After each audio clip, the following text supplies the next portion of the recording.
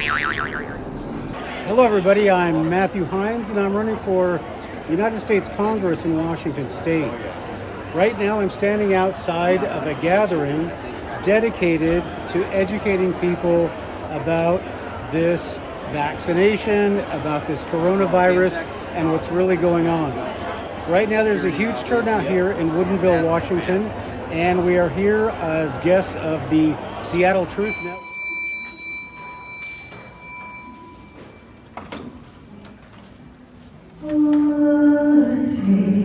Can you see by the dawn's early light what so proudly we hailed at the twilight's last gleaming, whose broad stripes and bright stars through the perilous fight o'er the ramparts we watched were so gallantly streaming, and the rocket's red glare amongst bursting in air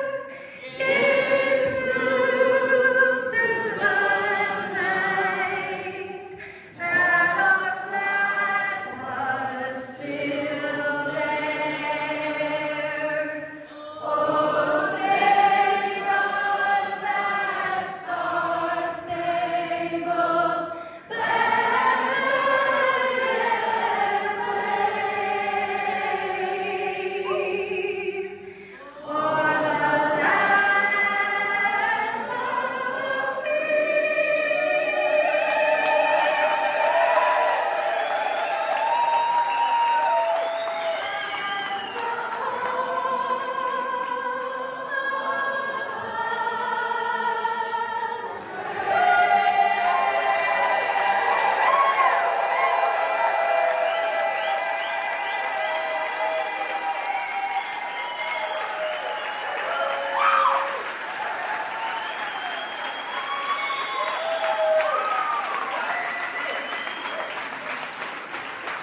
Thank you, ladies.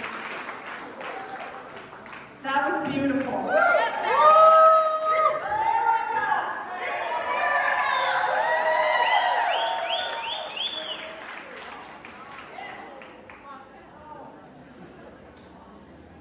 Hello, everyone, and welcome to our town hall. I'm Victoria Palmer.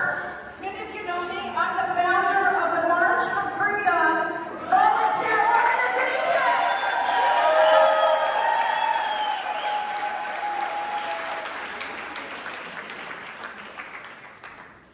What started as a series of marches on the streets of Seattle has grown into a network of volunteers here to advocate for our fellows facing these authoritarian mandates. In the spring, we were advocating for consumers and employees unable to wear a mask by working with businesses to find solutions.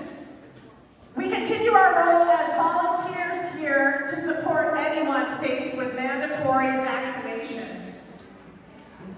We see you out there, stuck between choosing your livelihood or the quality of your life. We see this noose of authority coming for us if we don't stand with you. Yeah. We're here for you. We are here for you. I'm also a founding member of the WCRC, the Washington Civil Rights Council. We started the council in 2020 to expose the scientific and legal fallacies of the mask mandate. Now we've expanded our efforts to expose the unlawfulness and fraud behind these vaccine mandates and provide you with legal support to keep your job.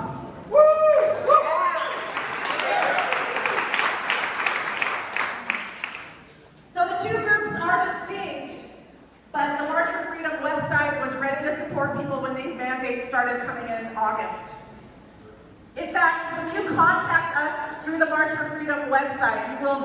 me directly or one of my volunteers. We actually want people reaching out to us. I could go on for an hour about the heartfelt stories that we've been hearing these last 3 weeks of people forced to make this choice. So I want you to know that there's someone answering that email that really cares. And in fact, if you're up against a deadline or if you just need emotional support, mark it as urgent and send it to me. We'll make it a priority because we are here to get through this as a group, to push back against this crime with one voice.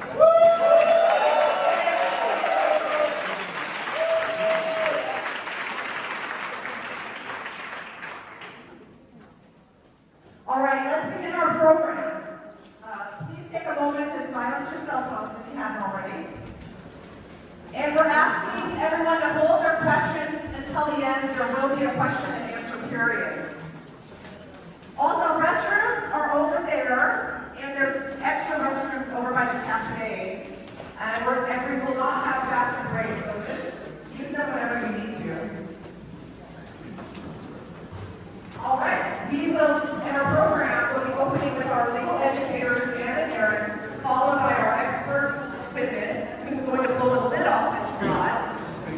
Dan and Aaron will then return to share specific actions you can take to help, and the Q&A will follow.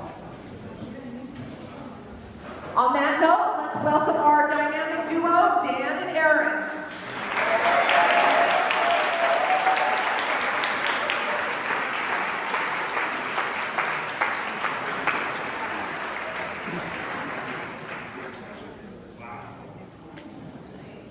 Wow.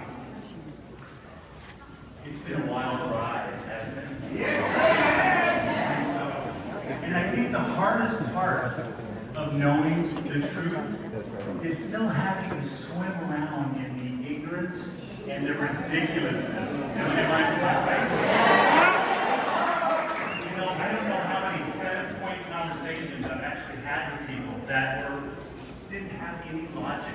And it kind of, my side only went like this. Experimental. It's an experimental vaccine. Did you hear me? Experimental. Yeah. So my wife used to say to me, ignorance is bliss. Well, now she actually says, ignorance is bliss, but in a crisis, it can kill you. Now, honestly, some days I feel like I'm barely holding it together. I mean, with all the stuff that's going on. And I'm serious, the journey for me has been a roller coaster of feelings, you know, anger, frustration, sadness, shock at what's going on. I mean, literal shock. And the whole gamut. I mean, and apparently our journey with Washington Civil Rights Council started way back about a year and a half ago. And I remember it was just a small group of Facebook friends. And we started sharing, researching, sharing, diving deeper, sharing, and a lot of complaining in between. And you know what? We finally started meeting in person during the lockdowns. You know, much as all of my neighbors would call it, the super spreader event. Right? So they're like, there they go again. The bands, I mean, everything. We had everything. So after months, we decided to move from sharing stuff and complaining to saying, if we're actually gonna change our environment, we're gonna have to do something different. Like maybe take action. And so we even talked about that for about a month. Like, what do we do? And finally, we locked it in. We're like, the mask mandates. That's where we started. We're like, is this legal? Like, oxygen? Keeping oxygen from us? So we did it. We took everything we knew, everything we talked about for the last few months, and we put it together, and we fought the mask mandates with our legal packet. focusing on two things. We helped business understand the law, and we held them to it. And I mean, we literally took legal actions. And two, we helped people know their rights under the law to breathe freely. I mean, imagine that. But it was a tough battle. We were shamed, we were targeted, we were harassed. We even had things hurled at us on our street protests. And Victoria can actually tell that story to you. But we had many late night meetings where we were reading the law. And let me tell you, that's not easy on a Friday night with alcohol involved. You know? So we felt a force for good in us, reaching for that force for good in everybody that we met. So there was me, Dan, there was Terry, the legal eagle. I mean, he could read legalese and be okay with it. There was Victoria, the street warrior educator. Larissa, the Russian with an ear trained to hear communist propaganda.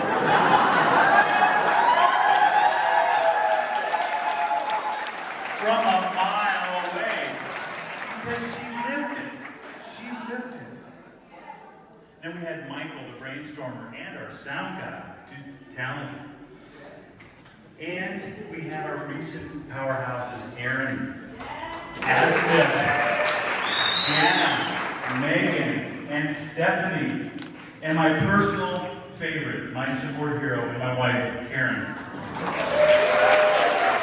Now there's one more person we are not going to forget tonight, because we have to say that none of us are lawyers, and we're not giving you legal advice. We have to say that.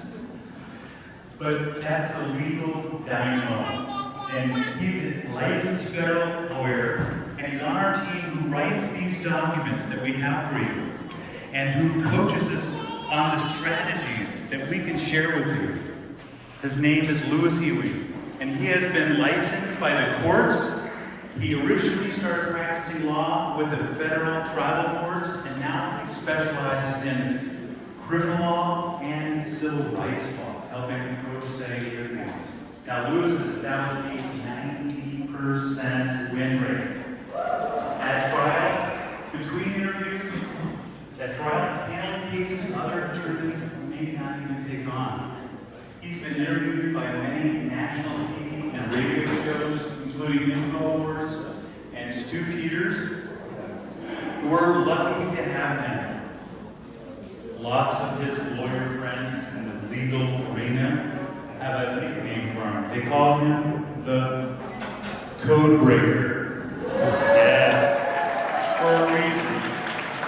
And one of the things I like about him the most is when talking to us, he made law understandable. He was like a child of law. He was like, oh my God, let me tell you a story. And he would go in and describe visually exactly what he was talking about. So we got us excited. We couldn't help it. So we have worked hard, and we've gotten tired along the way, but there was just enough of us in the group to pick each other up when we were down, add some humor so that we could keep on fighting.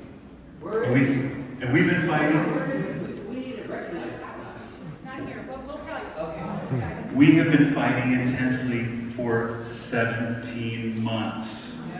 Now, there was a moment in time when everything changed for me.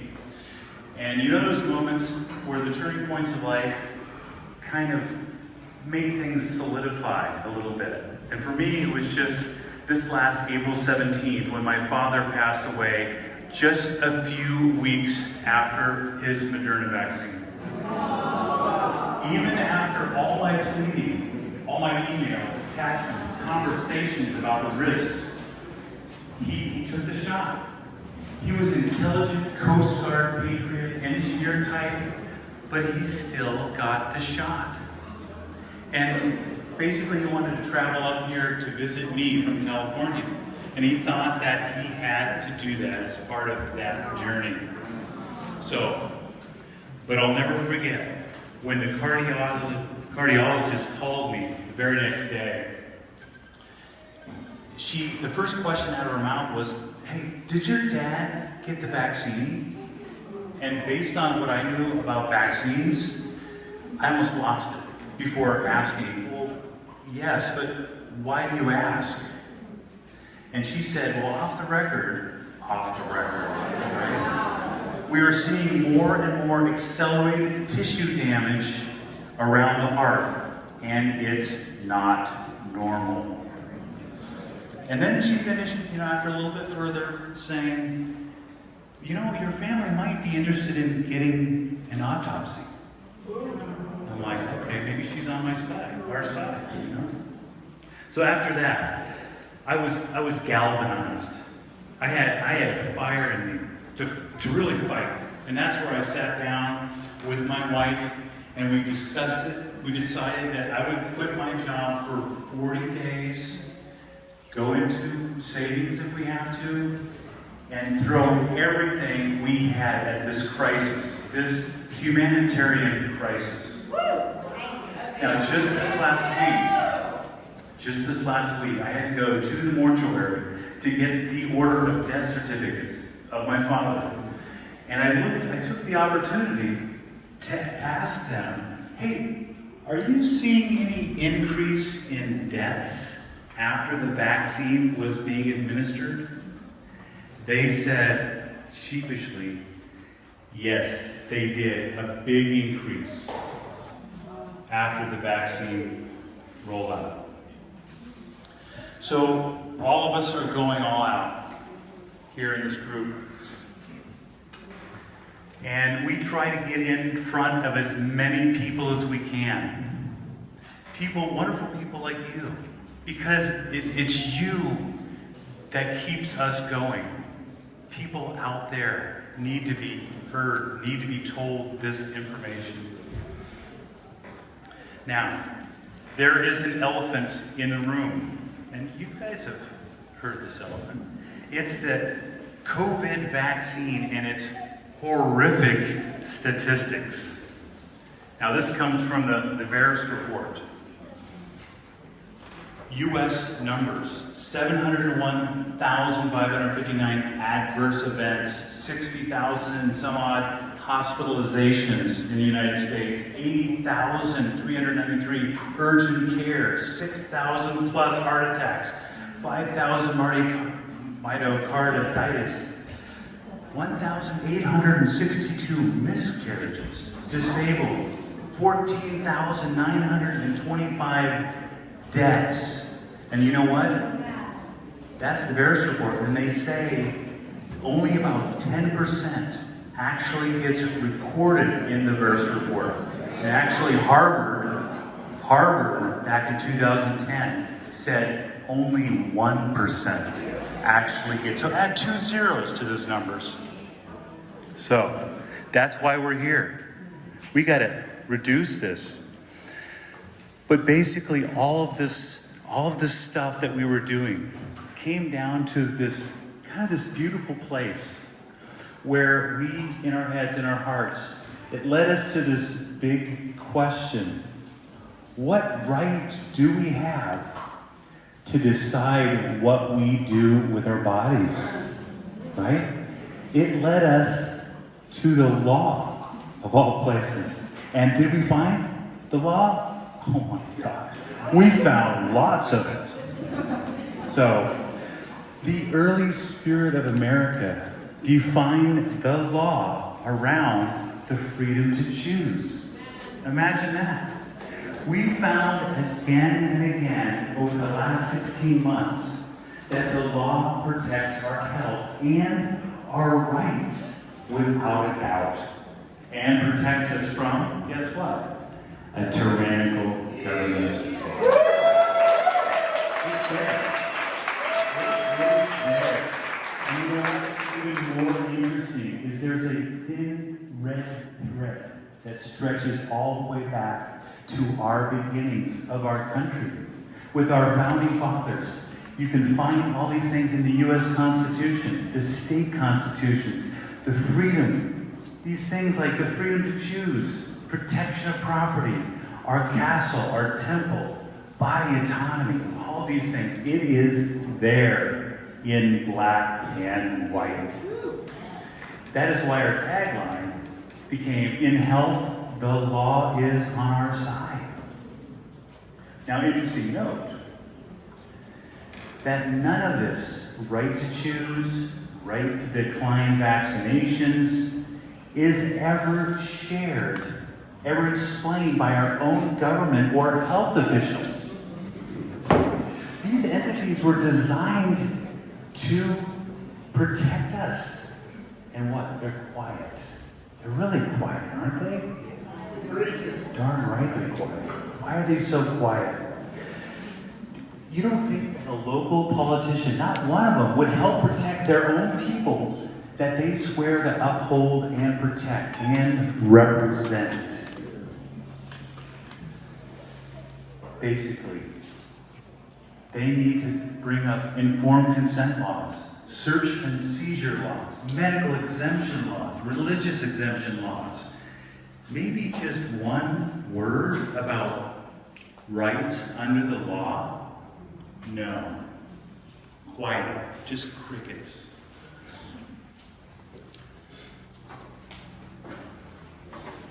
I get emotional when I do these. I keep getting emotional because this stuff is important. It is life or death. Our rights and our freedoms matter. All of us matter.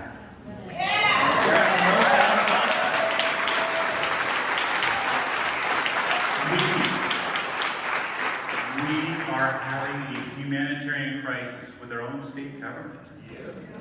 Censorship, endless emergency orders, pushes for experimental vaccines, with deaths and injuries increasing.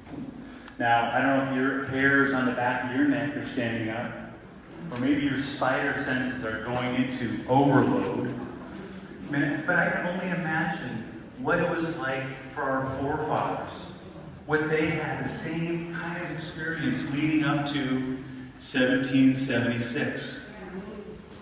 Now imagine what was happening to them back at that time. They had just left Europe for the New World because they were escaping religious persecution. So that kind of got a little on. The British soldiers during the war would come in, kick you out of your farmhouse, take it over for a military base camp, and then burn it down when they left. So, what's amazing is just like us, they were digging deep into their heart, into their spirit, to find answers. They found the answers in standing up to speak, giving their lives to fight the fight. And what's amazing is their spirit continues to fight. Actually, it continues to be heard in the documents that we still have today. Declaration of Independence, Bill of Rights, U.S. Constitution, all of those. They're there speaking to us. And I can almost hear their little ghost voices say, when the people fear the government, there's tyranny. When the government fears the people, it's liberty.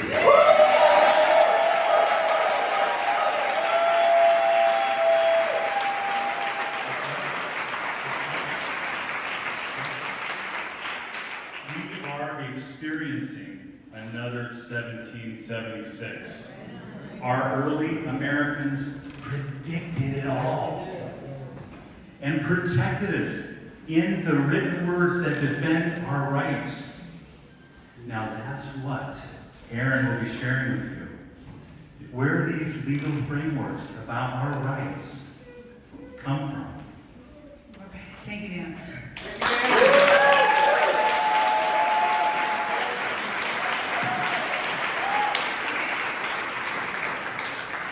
So I'm about 45 years old, and I think I'm the last generation that had civics class. Is there anybody younger than me who had civics class? I see one hand. You've got great teachers. Call them and thank them. Yeah, that was done on purpose, folks. That was done on purpose. If you can't hear me, just do this. Okay, thank you, sir. All right, got it. It should still be louder? No? Okay, all right, here we go. Okay. So, we need to figure out where we got these rights. And I just want to remind you, there's a little something called natural law. You're still playing up. Are you telling me you still can't hear me? Are you telling me you want the volume higher? Much higher. Okay, so folks, here's the problem. You sitting in the back say you can't hear me. These guys say it's too loud. So what are we going to do about that?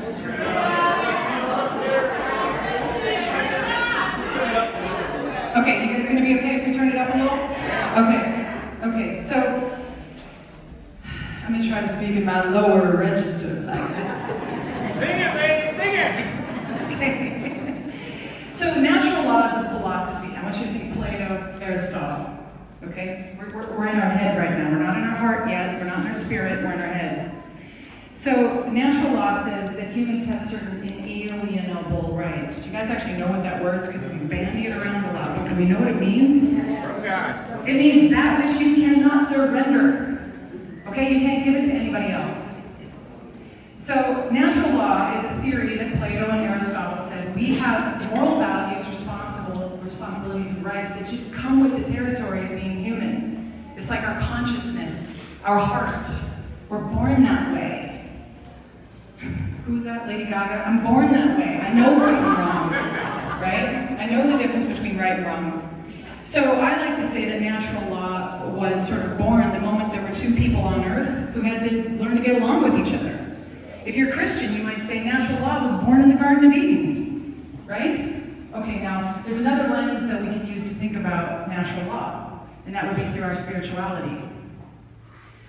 I'm going to be a little note-tied because we want to make sure we don't take too much of your time. I want to go off on tangents, okay? The other lens is your definition of your creator. And if you're not a religious person, I want you to think through a little meditation I'm going to take you through here, okay? Your innate freedom was a gift granted to you by your creator, but only you can decide how you define that. Is it God? Is it Allah? Is it the infinite intelligence that shows up in the cosmos? Is it the wonder of sacred geometry as it shows up in Mother Earth? Right? If you are an atheist and all this talk about spirituality is kind of uncomfortable for you, when you have experiences that make you drop to your knees in a state of awe and wonder, right? You're on a mountaintop. You look into your newborn baby's eyes. Or you feel yourself part of a movement of people who are here standing up for something pure and undeniably good. That sort of awesomeness. That is where your liberty comes from. So you've got to define that. So let's talk about history. Let's imagine it's like the 1600s, and you're an indentured servant in England, okay? And let's say that you are an indentured servant to a squire who is under a lord, who is under a king, right? And your squire says, let's go head out to the New World. Let's check out what's going on over there. And you get there, and you've been brainwashed into this hierarchy of thinking that you were born into a station. Okay, you guys all watch enough Downton Abbey. You remember, right? How they talk in Great Britain and how the monarchs acted. You were born into your station, and you had to respect and honor your betters. Your betters would be people who were above you in that hierarchy, right? Okay, so let's say you are the lowest low in that caste system that was the monarchy. You're an indentured servant. And you come over here, and you get onto the land of the New World, and you see Native Americans living the way they live. Would it not be mind-blowing? Because you would see natural law at work in their lifestyle. All of your brainwashing about people being valued according to a hierarchy, a patriarchal hierarchy, and monarchical hierarchy, right? It would have just started to crack. And there are actually, it's really amazing how before all these mandates hit, I had a lot of people giving me beautiful books on spirituality, and a lot of them had legends in there about how the Native Americans influenced our forefathers when they wrote the Declaration of Independence. It's beautiful. I mean, we've been told a lot of stories about what happened back then, but we don't really know for sure, do we? So I want to read to you just the first line of the Declaration of Independence. And our forefathers were like so good at run-on sentences. Like, this isn't even the first sentence, right? But I want you to hear 3 references to natural law in the first sentence fragment of the Declaration of Independence. The unanimous declaration of the 13 United States of America. Okay, we were a baby back then, okay? When in the course of human events it becomes necessary for one people to dissolve the political bands which have connected them with another, i.e. we need to dissolve our political bands from Inslee, right? Yeah.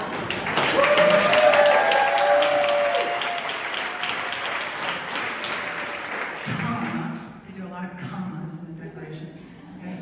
And to assume among, now wait for it, listen for it, to assume among the powers of the earth, okay, the first thing is a reference to earth, the separate and equal stations, not a hierarchy, not a top-down, but separate and equal, okay? The separate and equal stations to which the laws of nature and of nature's God entitle them. And then they go on to say, here are all the liberties that we want and we stand for. 3 references to natural law right there in the first sentence fragment of the Declaration of Independence. So, let's talk about the word sovereignty. A lot of us have been bandying around that word, but it's actually not a word that we should use in conjunction with natural law because it comes from the Latin root. It comes from the Latin language, and it has a lot to do with monarchs. Do you hear the word reign? It means sovereign. It means the supreme ruler. So kings would walk around and say, I am the sovereign and no one is above me, right? So if you claim your sovereignty, this is essentially what you're doing. You're saying, I am the king or the queen of my castle, of my property, and my body temple. And I want you to really get something. Your property is not just your home and your mortgage and your car. Your property, first and foremost, is your body. Yeah, okay. So,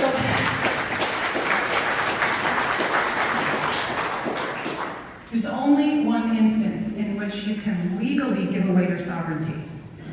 And that is if you can't advocate for yourself.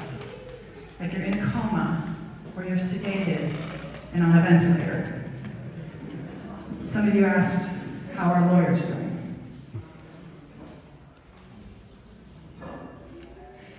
He's still with us, okay? He's still with us. And for all we know, he's alive and he's well. Okay, we just haven't heard in a few days. Communication's been cut off from us for about 72 hours, but we will get communication back. So let me explain something. Unless you cannot advocate for yourself, like if you're in a coma, right? Or if you're intubated, or you're on a ventilator, and you're sedated with fentanyl. How many of you guys have heard about the use of fentanyl in this fight? Okay, fentanyl is 100 times stronger than morphine. What do you think that does to your lungs? It makes them lazy. It makes them tired. They can't work as hard as they would if they weren't drugged. So, I'm not up here, because this is going to go on YouTube. It's really important that you understand. I'm not pointing the finger at any one doctor. I'm not pointing the finger at any one hospital. We're finding out that this is happening all over the country. This is the routine, okay? This is the protocol. This is how hospitals are taking away your sovereignty, because as long as you can't speak for yourself, right, you have to give your sovereignty away to next of kin or your medical power of attorney. And how many of you have got your medical power of attorney papers drawn up in case something like this happens? That is a very small percentage. Yeah. Are they even honoring them though? You gotta fight for it. And you gotta stand next to your person, man. You stand next to your person, and if you go into the hospital, you stand next to them, and you do not leave. Because they won't let you leave, even if you have to go to the bathroom. We have this personal experience. So they're gagging people with ventilator tubes. and drugging them so they can fall asleep before they can advocate for themselves. And they're convincing a patient they need to be sedated, even when it's been proven time and time again that all that patient really needed was an oxygen mask that they could take on and off for themselves. That's the situation we had, right? Our lawyer was doing better than they said he was. He could take an oxygen mask on and off himself. He wanted to advocate for himself. And the minute he was ready to do that, fentanyl in the IV. Yeah. I don't want to get into the drama of the story because our team hasn't slept in a week. We've been on the phone with senators and lawyers and sheriffs and police officers and people from all over the country, and thousands of you from across the country called the hospital. And it was really helpful at first, and then the hospital got really ticked off, and they put a block to communication with anybody. And so there is a point at which all of this uproar doesn't work anymore. So here's a question for you, okay? Here's a little philosophical question. If you have to have two people sign and witness a document called a legal power of attorney to sign away your right to give to someone else to decide for you what to do with your body, how come Governor Inslee thinks he can decide what to do with our bodies? Last time I checked, we were all awake.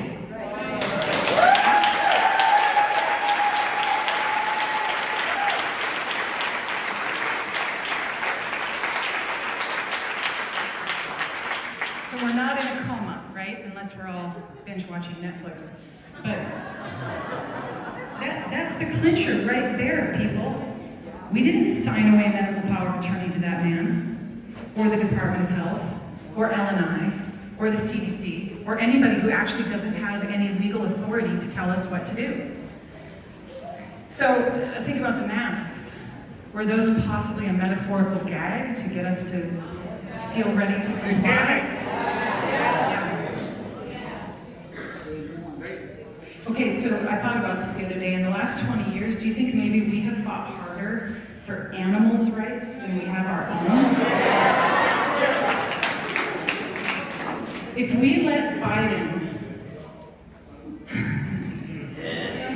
we let Sleepy Joe sell off our country to China, do you think a communist American regime is going to give two squawks about the chickens in their cages when they're making, apparently, we don't know, this could be fear porn, but apparently they're making quarantine facilities in Centralia right now? Okay? So you guys, it's do or die. I know, we've seen those things. So the soldiers in the Revolutionary War, okay, this is something I need you guys to drop down in your heart and think about something right now, okay? Because we were the land of the brave way back then. Are we still the land of the brave? So the soldiers in the Revolutionary War willingly gave their lives because they were like, I don't want to go back to England, right? I'd rather give my life to make sure that my kids don't have to go back to England. Okay, but we're complaining about having to get a new job. It just doesn't compare. Now I get it, because you guys have been reading my phone off the hook 18-hour days. I get it, you're 18 hours a day, you're in fear. Well, I've only ever had this job. I don't know how to get another job. I don't want to move to Montana. You know? I get it, okay? But you guys, this shot can be lethal. So if you're gone, who takes care of your kids? Yeah. There are 21 states right now that are red that have repealed the vaccine mandates.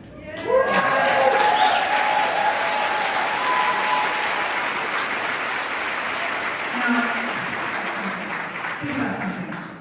That's more square footage or more square miles of land in our country than the holdout blue states. So there's plenty of land for you to go to if you need to go find a job. Right? So if we could resurrect those soldiers who fought for us in the Revolutionary War, I think they would they'd be like, hold up, buttercup. What are you complaining about? Don't feel coerced into taking that shot. You still have options.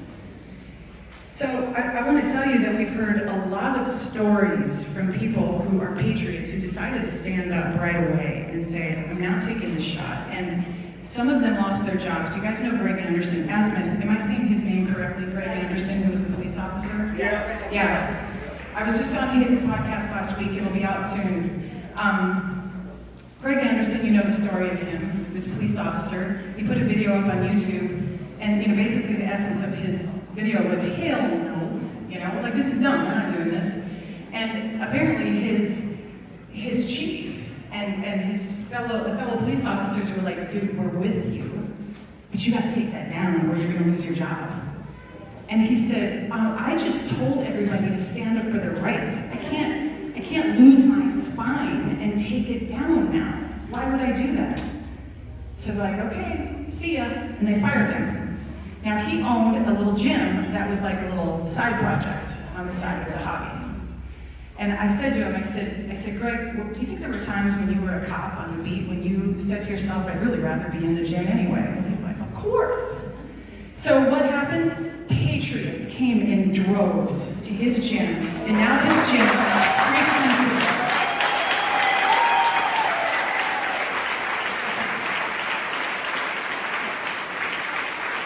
So, and then he got a podcast, and someone told him to do it, and this is the way things are happening right now. People aren't like creating a marketing plan and a business plan and saying, let's start something new. It's not like the WCRC, it's not like we got together and said, let's hatch a plan and file for a 501c3. No, we haven't had time to even think like that. I mean, we've just been rolling 18 hours a day. We don't even have our own website yet. There is no time for things like that. So we're seeing a lot of people who stand up find that their businesses blow open. Patriots come to support them. Or this is the silver lining they've always been looking for. Like, I never wanted that job anyway. This will force me to go turn my hobby into a career. And here's something else you need to think about. Who's not getting hit with these vaccine mandates right now? Entrepreneurs. The self-employed. That's right. So just think about it. This might be a little message from God to look for another window of opportunity. So when we first came to this country and we settled this land, I want you to think about the Pacific Northwest as if it was just a territory. What was the first thing we did? We would create little villages and then we would create townships, right? And then after that, we would create a county. Okay, here's a little quiz. The first law enforcement official that we elected, we didn't appoint, we elected, was what? Heck yeah.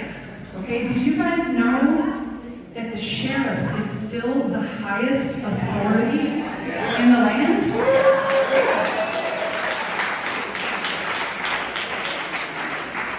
They don't know that. We gotta remind them. Their sole job is to uphold the Constitution. And who was it? We watched the videos on the constitutional sheriffs, and a lot of them came forward and said, we weren't taught any of this. That was on purpose. Okay? So this is how this whole thing should have gone down. Jay Inslee, he goes down to, was it Como News or Cairo News to give us his latest proclamations, right? Is that in King County, the station? Yeah. Okay, so let's say he gets up there and he's like, people of Washington, I'm here to give you a mandate. You must all do this and you must all do that. And everybody's cowering. And we should have had a King County sheriff walk in there, right? Be like, son, sit your ass down.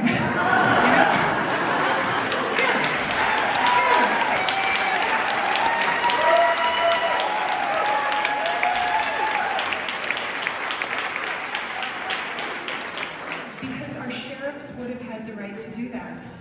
And our sheriffs should have grabbed the microphone and looked into the camera and said, people, read a civics book.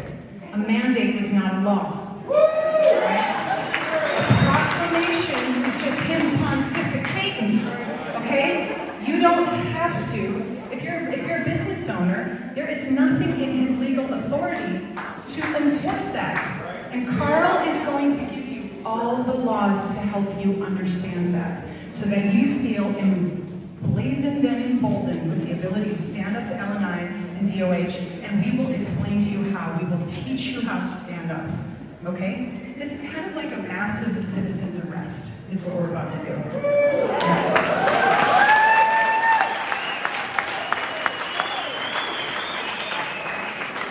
So, I'm really close. I know you want the mic. I know you want it. So, and you told me to say this part, so I'm going to say this part. Okay. So, and Terry, actually, you told him to tell me to say this part. Okay. What's a republic? What's a republic? Every one of our states is a republic. A republic is specifically not a monarch. Let me read it so I got it right. And it is specifically not a monarch in which the supreme power lies in a body of citizens who are entitled to vote for officers and representatives. So when a territory was applying to the United States to get statehood, the federal government of the United States said, sure thing, but you have to write a constitution that emulates our constitution. And the states took it upon themselves to write an even more detailed constitution. So in many of our states, right, our inalienable rights and our liberties are protected even more under the state constitution than they are the federal. Do any of you have a copy of it? Do you have it laminated, like in poster size on your wall? I do. My poor 10-year-old kid is getting lambasted with quizzes about the Constitution right now. So, you guys, we have, our government right now is acting like a bunch of spoiled teenagers with absentee parents. Yeah, we need to make up for lost time. Class is in session. So let's talk about some of the laws in the Washington. Experience this next section as, and I know it's hot, okay, and we're going to give you a little chance to stand up in a little bit, but this is worth it, okay? We're going to teach you a few laws that you need to know in your heart that are in these documents we gave you to stand up. Take it away, my friend. Now, laws. Rewinding a little bit to this massive mandate. The emergency order, all these things, proclamation, all these things that they come out to us. You think that kind of falls in line with a little bit of fake news? Yeah. What's interesting is none of those had any of these things attached to them. So what does that actually make them? Suggestions? A little fake news? Exactly. It's their try to push. It's their card game that they're playing with us. Now, before I launch into this, I'm going to take a little detour, to your surprise, into this thing. Well, how do we know what to believe anymore? How do we know even the science claims or the propaganda from our own government? How do we even validate our information? What the facts are? Where the truth lies? And we pondered this in the group. And we're like, well, how do we do it locally? How do we put our finger on the pulse locally and really find out what's going on?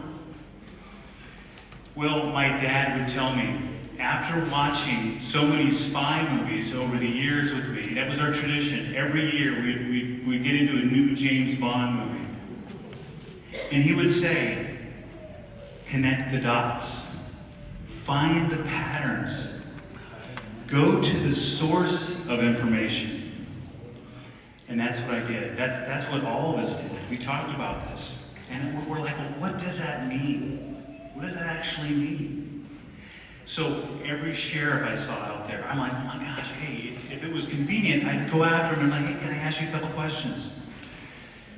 The paramedics were an interesting one to ask a few questions. And I remember I'd go up and I'd say, hey, thank you for your service. You guys must be busy. Can I ask you a couple of questions? Have you seen any increases in your calls, your emergencies, after the vaccine rollout? And shockingly, they're one of the most powerful statements that they said. They said that they have seen increases 5 times the increases that they would say, hands down, and it all included heart attacks, strokes, blood clots, gastrointestinal bleeds, neurological problems. He just went on. I'm like, do you have this much time? Anyway, nurses and doctors, like locally, literally telling us. I mean, some of the people in our groups here email us and tell us what's going on, what the pulse is. Even an Edmonds local grocery store manager that I talked to said that there was a long-time employee that literally fell on the floor in the store during business hours, screamed for about 10 minutes, holding her head in a fetal position before she died, days after the Johnson & Johnson. That's the stuff that breaks our hearts when we hear those kind of things. But it was these things that allowed us to verify our hunches, that they were not wrong, that also helped us stay ahead of Inslee. It kind of fueled us. It helped us stay ahead. And we were neck and neck when we came out with our documents with a mandate, you know? So we even reviewed propaganda from 1976. This was fun, the swine flu vaccine. Remember that fiasco? I think there was like 57 or 53 deaths and they took the vaccine off. How about H1N1, SARS, MERS? How did they work out? Media driving fear. That's how they worked out. So now we're going to actually kind of move into the law. And the first one we're going to jump into here is Article 1, Section 7. This area of the law is what Lewis Ewing actually really got excited about. I mean, I had never seen him so in. I'm like, oh my gosh, he said, guess what I found? He's always digging into this stuff. He says, this one is the clincher. I'm like, okay, you said that last week, you know? He was so excited. He says, does the government have a right to search and seize your property, including your body? No, they do not, unless they have a warrant to do so. And a warrant has to be backed up with evidence presented to a judge that shows beyond a reasonable doubt that you have committed a crime. How do you do that with a vaccine? You can't. So no one can trespass on your body property. The medical industry's spin on this is the creation of the doctrine of informed consent, which is next. This one is a powerful one. RCW 770-050. And this one, again, was found in early documents. Even the Nuremberg codes lifted this one up to a higher level when it happened in 1947 with the Nazis. So the informed consent. This is a legal term used in the medical pharma industry that secures our freedom to choose what we have done to our body. Its legal definition is two things. One, inform. A doctor must inform the patient of all risks, dangers, and benefits of the supposed medical treatment or surgery, in our case, vaccines. And also, they have to have the risks and benefits of other alternative treatments, right? They have to have informed. And then after that, the doctor must get your consent, your acceptance, to move forward with the treatment or the vaccine. And this is the thing. Informed consent cannot be contaminated in the slightest by any coercion. Have you guys heard any coercion? Oh, how about some coffee? A coffee card from Starbucks or beers. How about yes? How about joints for jabs? Remember that? Lottery tickets. I mean, come on. If that's not rewards, that's coercion. And then when that didn't work, what did they come to? The punishment. You're going to lose your job if you don't get the vaccine. Their hand just got played a little further. They haven't laid it down yet. We think we know that they're bluffing because they don't have any of these, right? We have these on our side. So I want you to imagine just for a second what informed consent might look like. I mean, true to life. You're sitting next to the doctor. You've gone all the way through maybe I'll do it, maybe I won't. You finally get to the doctor's office. You sit down. You're sitting next to your doctor with the vaccine syringe right there on the table, prepared for you. And your doctor says, before you take this, I need to inform you of the risks and benefits of the Moderna vaccine and the alternatives and their risks and benefits. Like ivermectin. And they go, well, we don't have any proof of any benefits. Actually, like some real proof. But wait a minute here, maybe, I'll get out the insert from the package. Oh wait, it's blank. Well, maybe we won't do that. Well, maybe we'll turn to the virus report. And they sit there for 5 minutes trying to figure out when they're going to stop with the virus report. And then he stops and says, okay, my job's done, but do you want to move forward with the vaccine?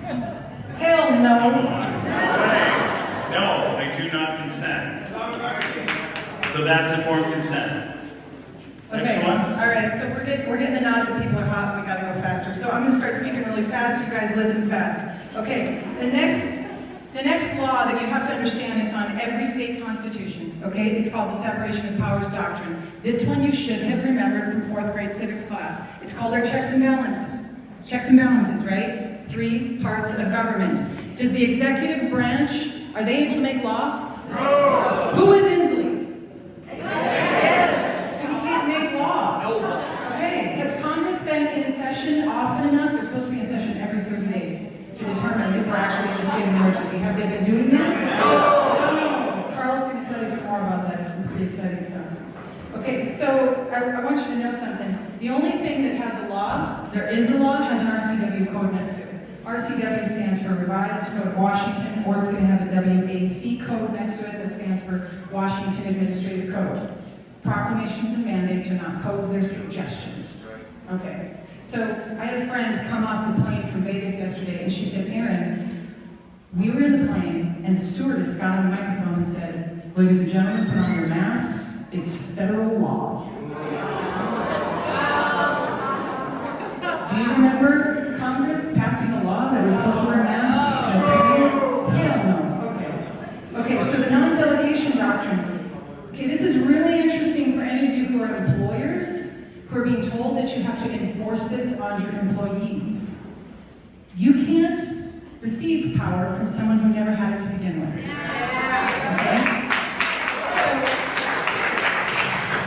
So, the non-delegation doctrine is basically a game of hot potato.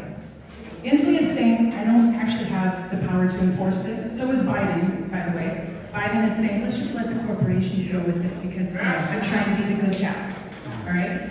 So Biden and Inslee foist it onto the corporations, and they say, you enforce it, okay? Because I don't have the power. And then they are threatening you by saying, and if you don't do it, we'll take away their license. Well, guess what? They don't have the power to take away their business license, okay? They are giving you the perception that they do. Right. So, I want to talk about practicing medicine while without a license. Have you guys ever heard of unauthorized practice of law or practicing law without a license? What are your employers doing? They're taking this mandate and thinking it's law and giving you legal advice about it. How about practicing medicine without a license? An employer who is not a doctor and who gives you medical advice, I recommend you get the vaccine in order to continue employment in America, right? Is subject to being charged with and prosecuted for practicing medicine without a license. That's it.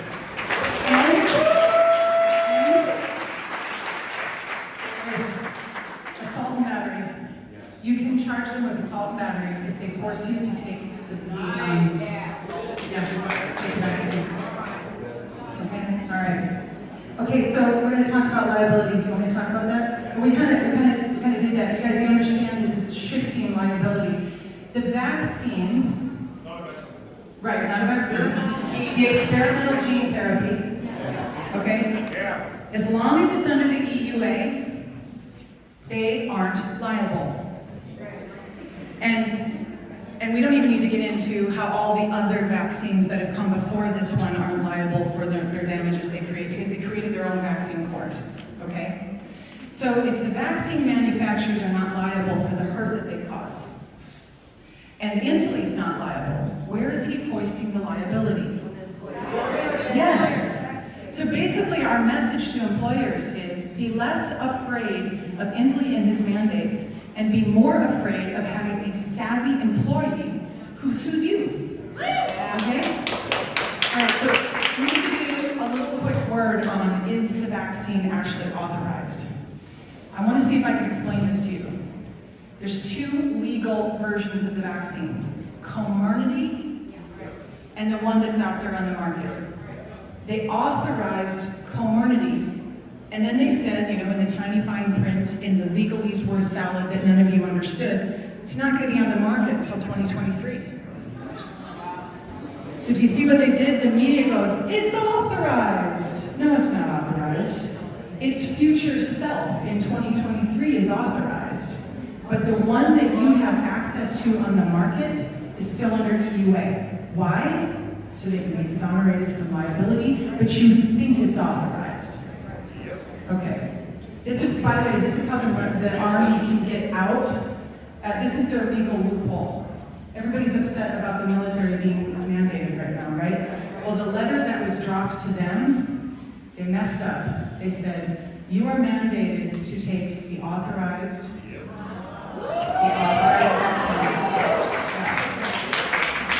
All the other things come back and say, no, sir, it's not authorized. Okay. All right, back to you. Okay, constructive notice to employers. This should be in your hands if you picked it up on the way in. So what we wanted to do is create a campaign that was so easy to follow with simple steps. And I truly believe we've actually achieved this. Lewis put together this constructive notice, basically a notice that puts them on notice. And let me tell you, when you read this thing, and you get here hard copy, or you can download it for free here. You read it, it's like, it is full of law. Lots of these things. And it's in legalese, so it's a little difficult. We've also included a summary to actually explain that. So basically we wanted to give 3 steps. 1, inform yourself or educate yourself about this little narrow area of vaccine safety in the law. It's just a small part. We summarize it again, like I said. So that's number 1. Inform yourself, educate yourself. Number 2, share the documents with your employer. And you know what? In a nice, friendly conversation. Now, some situations you may not know who your HR or your company owner, whatever your situation is. So you might have to be emailing this or mailing this, right? So you basically want to, they're going to be thankful too. Like they probably haven't done a lot of law coming down through their hands yet, right? So this would actually be good to have them take this to their legal department. So anyway, share the documents. We have actually audio on the website also that you can hear about conversations between the employee and employers. That may help. So we recommend sharing 2 documents with them. Number 1, the powerful constructive notice that I just said, and the letter of declination, right? That is the letter to decline. We're going to get a little bit more into that in just a second. Step number 3. So we had 1, inform yourself. 2, share the documents. Step 3, share this campaign as fast and as far wide as you can. There's other people out there that might be on the fence with this pressure. We've got to get it out there. So whether you go to this website, get the links for the video, get the documents, show the summary, just send them out to your friends, colleagues, family. Anyway, we think that we actually have 20,000 plus documents in the hands of people already at this point in time.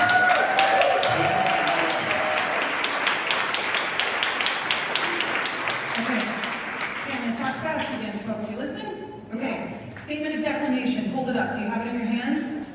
Okay, so if you are being asked to file for a religious exemption, again, we're not lawyers, we can't give you legal advice, but we've had a lot of people email us and say, when I use the forms that my employers are asking me to use, there's a lot of legal loopholes going on in there, right? And I'm pretty sure that our government coached these companies on how to do this, right? Ask endless questions about how to justify your religious beliefs. Ask endless questions about, well, didn't you take a vaccine when you were 5? Well, can't you take this vaccine now? Right? And those forms can be very intimidating. You don't need to ask permission for a religious exemption or a philosophical exemption. Even if you're not religious, this is just your creed, it's your belief, okay? So we would advise that you use our form or something like it. And our statement of declination, I'm not going to read it because you guys can read it, but it cites the law and it is unapologetic and it is very clear. I decline based on these laws, thank you very much. Okay? So, is all of this a guarantee? Oh, and a lot of people are emailing us and saying, well, should I do both? Should I submit your form and fill out their forms? No, okay, you guys are smart. No, just and send it straight to HR and document everything between you and HR. Because if there is a wrongful termination case, right, you gotta have everything documented. And what you're doing with this constructive notice and with the statement of declination is you're setting yourself up to take the legal steps for a future wrongful termination case, okay? So is this a guarantee? No. However, we have a lot of success stories. Nurses, doctors, teachers. Someone pulled me aside in the bathroom and said, a nurse from Providence got her letter accepted, okay? Now, is it just fighting, is it just stalling, right? Will they eventually be fired? I don't know. But we have had a lot of success. Police chiefs, fire officers. What matters is kind of how mean the guy at the top is, or gal, right? The law is always on your side. But if you're closer to King County, sometimes it can be a problem. If you're out in the smaller towns, we're having a lot more success. But the more of you who do this in King County, the more success we're going to have. I'm getting real close. Okay, once we get to the point where, unfortunately, Inslee went and pushed a lot of the companies to start firing people before the October 18th deadline, right? So unfortunately, we already have a lot of wrongful termination cases. A lot of people who didn't use our forms. I'm not saying our forms are 100% guaranteed. If you've been wrongfully terminated, you've got 3 choices for how to handle this. You can hire a lawyer, but sometimes right after you've lost the job, it's kind of a hard time to come up with a $10,000 retainer, right? Okay. You can become a part of a class action lawsuit. There are risks with this because you could spend a lot of time and a lot of money joining a class action lawsuit and come up against one corrupt judge and have it thrown out. Is it still good to be part of it? Yeah, absolutely. But we have an idea, and we had this idea before Lewis went into the hospital, to come up with like a little legal kit to teach you all to represent yourselves. Because the idea was, let's flood the courts with individual cases. And it's a lot cheaper that way, right? It's like one big group discount on legal fees. So what we wanted to do is get donations from you folks to be able to hire some lawyers to write us some templates from some documents that we would then customize for each of you. And you put your employer on legal notice and you say, I need my job back within 3 days or else, and I need back pay, times 3.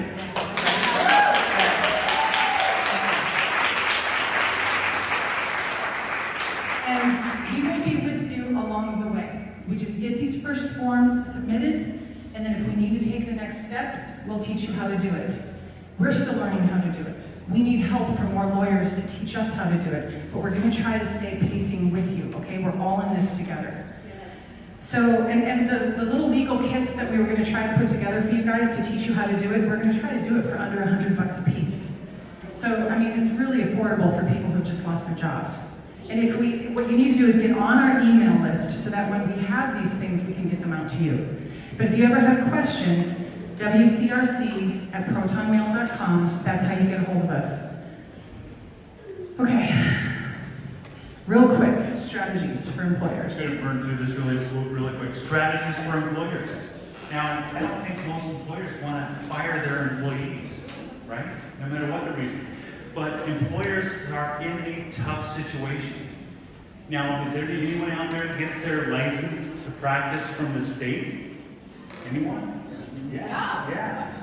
Can L&I take away your licenses or fine you?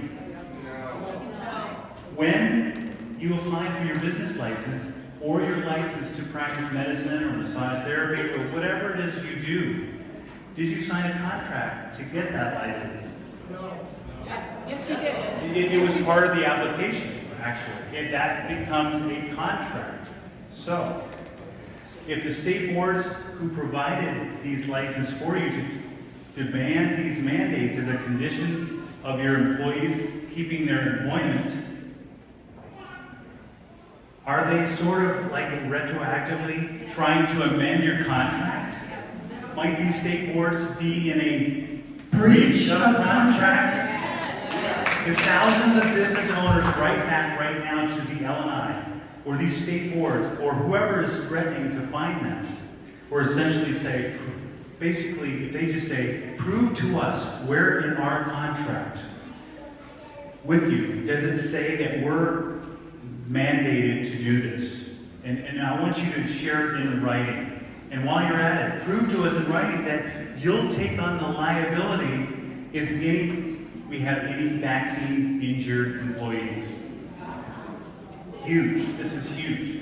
So right now I'm going to read some excerpts from the questions that we have for Elena. Folks, right now. Let's just go through that because they can read it on their own page. Yeah. Okay. Because you have it in your FAQ. All right? Your FAQ has a lot of information on how to handle this if you're an employer. All right? Does the same apply for L&I to private schools losing accreditation? Can you ask us that question during the Q&A? Because we've got some legal eagles who can help with that. Okay? All right. So, Carl, we're going to get you up here real soon. Okay? So now you've seen that the law is pretty black and white. Right? So why are all our calls for constitutionality falling on deaf ears? Okay, this is the second elephant in the room. Because the general public, except for you guys, right, they perceive the state of emergency to be giving Inslee carte blanche to just overstep all of these laws, right? That's what needs to change. So the reason you came here today is actually to hear Carl. He is the big guns of this presentation, and we're very excited to have him. But I know I've been having you guys sit for a long time, and all I could afford on my credit card was the cheap seats. So there's no like padding on your chairs, so I know your bones hurt. I'm Canadian, so you don't have bone. So please don't leave. But what I'd like you to do is, in 1 minute, I mean 10 seconds, stand up and meet a new patriot. And then we're going to have Carl up here in 2 minutes.